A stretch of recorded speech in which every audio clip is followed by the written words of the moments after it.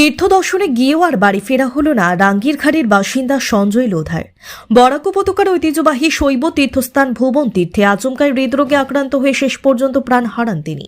এই মর্মান্তিক ঘটনায় শোকের ছায়া নেমে এসেছে সমগ্র রাঙ্গিরখাড়ি এলাকায়।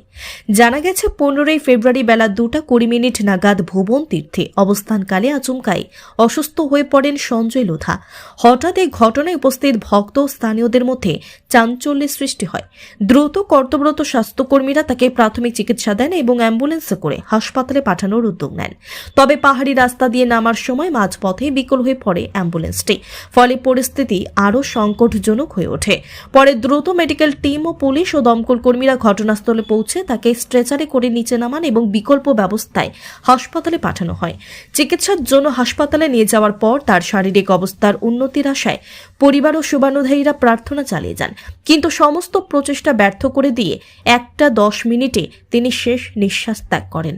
এই ঘটনাকে ঘিরে রাজ্যে 108 অ্যাম্বুলেন্স পরিষেবার পরিকাঠামো ও কার্যকারিতা নিয়ে নতুন করে প্রশ্ন উঠেছে। অভিযোগ, বহু অ্যাম্বুলেন্সই পুরনো এবং যান্ত্রিকভাবে ঝুঁকিপূর্ণ অবস্থায় থাকায় জরুরি মুহূর্তে বিকল হয়ে পড়ছে, যা রোগীর জীবনের জন্য মারাত্মক ঝুঁকি তৈরি করছে।